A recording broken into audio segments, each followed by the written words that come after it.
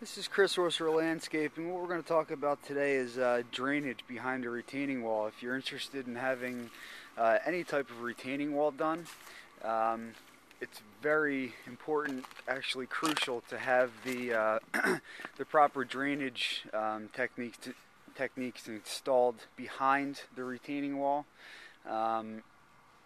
If you don't do any of these steps that I'm going to explain, or bypass anything, it's the wall is going to be compromised and it's not going to stand up to the test of time. So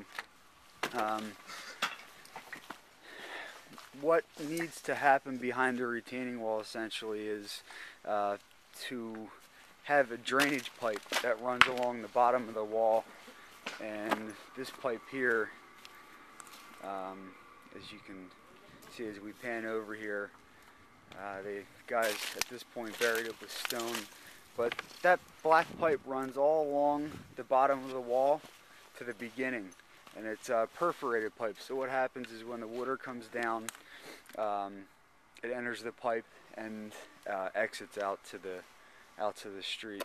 The other very crucial part is to add 3/4 inch clean stone, not modified stone. This just has airspace in there, so it allows the water to penetrate through the stone faster to get to that pipe and out to wherever you want it to exit to. Another crucial part is to, in dry laid walls anyway, which this is, one of the benefits is any pressure or water that's coming down through the walls seeps through the walls, again alleviating some of that pressure. And basically what happens on a hillside retaining wall retains soil. So number one, there's pressure with the soil. Number two, when it rains, there's added pressure with the water. So you want to alleviate that pressure behind the retaining wall.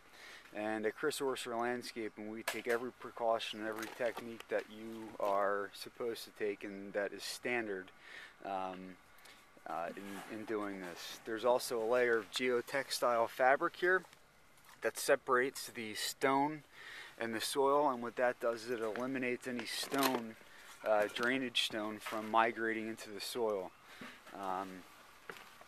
And with this particular project, what we did, again going back to the pipe, is we led the pipe out to an existing pipe that you could see here at grade. This was already in place, and what we're going to do is we're going to tie this pipe here in with the other pipe, and the water will then flow from there out to the existing pipe, down into the street and then into the sewer line. So retaining walls, drainage, and techniques behind the draining walls, very, very critical in any retaining wall installation, whether it be a natural field stone like this or some other kind of segmental concrete retaining wall.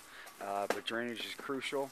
If you need more information, you can get a hold of Chris Orser Landscaping at 215-249-1236, or you can visit us on the website at orserlandscaping.com. That's ORSER landscaping.com.